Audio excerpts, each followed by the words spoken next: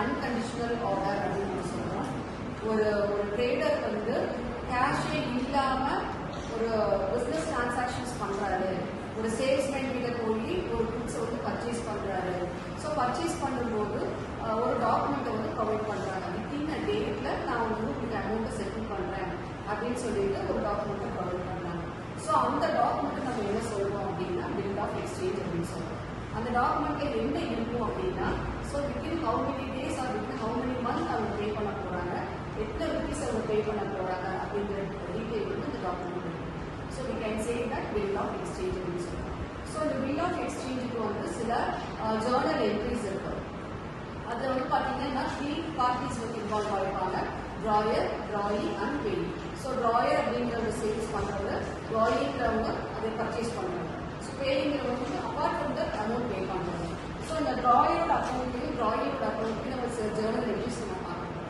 So first books of drawer வந்து பார்த்தீங்க அப்படின்னா, ஒரு புக்ஸை ஒரு சேல் பண்ணுறாரு அப்படின்னா, he is selling the books to X or Y some other person அப்படிங்கும்போது, ஸோ ட்ராயரோட நேம் இங்கே வந்துடும். டெபிட் சைடில் ட்ராயரோட நேம் வந்துடும், கிரெடிட் சைடில் சேல்ஸ் வந்துடும். ஏன்னா அவர் வந்து சேல்ஸ் பண்ண போறாரு. ஸோ எப்பவுமே சேல்ஸ் வந்து எந்த சைடு தான் வரும்? கிரெடிட் சைடு தான் வரும். ஓகேவா? அப்போ ஜேர்னல் என்ட்ரி என்ன அப்படின்னா, ட்ராயர் அக்கௌண்ட் எட்டாருக்கும் சேல்ஸ் அக்கௌண்ட். ஸோ ஃபர்ஸ்ட் நான் வந்து என்னோட ப்ராடக்ட்டை நான் வந்து என்ன பண்ணிட்டேன்? சேல்ஸ் பண்ணிட்டேன். ரெண்டாவது வந்து பார்த்தீங்க அப்படின்னா, இப்போ கேஷ் இல்லாமல் டிரான்சாக்ஷன்ஸ் பண்ணுறோம். நான் வந்து அப்போ பில்லை என்ன பண்ணி ஆகணும்? வாங்கி ஆகணும். டாக்குமெண்ட்டை நான் வாங்கி ஆகணும் இல்லையா? As a seller I have to receive the document. So அப்போ நான் என்ன ரிசீவ் பண்ண போறேன் அப்படின்னா, அதுக்கு என்ன டிரான்சாக்ஷன் அப்படின்னா, bills receivable account debtor to drawee account creditor. So now I'm going to receive the bill. So bill எப்பவுமே நான் ரிசீவ் பண்ண போறேன் அப்படின்னா அது டெபிட் சைடு வரும். யார் கிட்ட இருந்து அப்படின்னு பார்த்தீங்கன்னா ட்ராயி கிட்ட இருக்குது. So this is the transactions for receiving the bill. மூணாவது, இப்போ பேமெண்ட் டேட் வந்தாச்சு. அந்த பேமெண்ட் டேட்ல அவங்க வந்து அமௌண்ட் பே பண்ணணும், அமௌண்ட் கொடுக்கணும். அப்போ அந்த அமௌண்ட் வந்து கேஷாகவும் இருக்கலாம், பேங்காகவும் இருக்கலாம். ஓகேவா? இந்த பேங்க் டிரான்சாக்ஷன்ஸ் மூலமாகவும் அவங்க வந்து கொடுக்கலாம். ஸோ அப்போ என்ன அப்படின்னா, cash account debtor, cash or bank account debtor to bills receivable account creditor. So என்ன பில்லு நான் அமௌண்ட் ப்ரொவைட் பண்ணியிருந்தோம் அந்த அமௌண்ட்டை நான் வந்து இப்போ நான் வந்து ரிசீவ் பண்ண போறேன். ஓகேவா? ஸோ நான் ஒரு ப்ராடக்டை சேல் பண்றேன் அப்படின்னா அதுக்கு என்ன டிரான்சாக்ஷன் அப்படின்னா, drawer account debtor to sales account.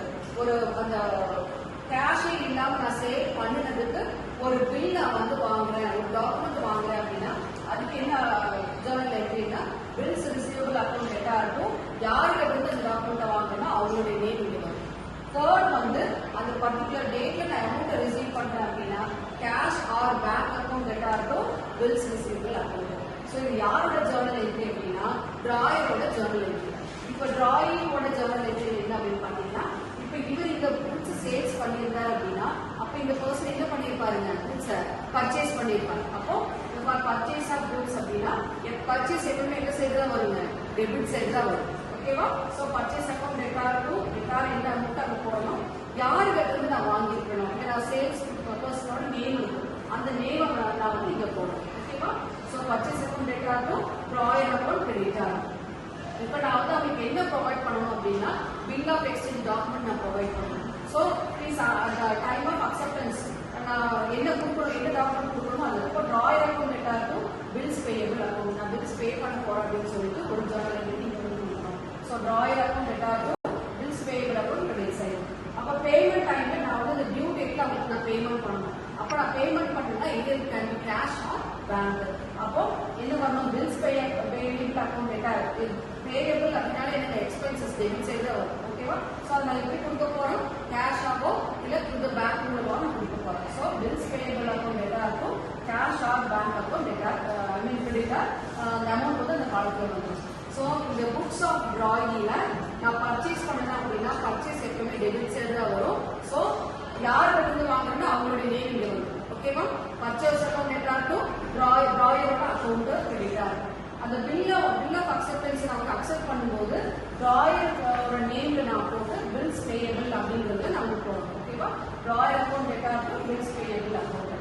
Payment mode வரும்போது எப்பவுமே பில்ஸ் பே பண்றோம் அப்படின்னா அது வந்து நமக்கு எக்ஸ்பென்சஸ் தான். எக்ஸ்பென்சஸ் எந்த சைடு தான் வருங்க? டெபிட் சைடு தான் வரும். ஓகேவா? ஸோ பில்ஸ் பேயபிள் எத்தனை ருபீஸ் அந்த ருபீஸை டெபிட் சைட்ல போட்டுக்கணும்.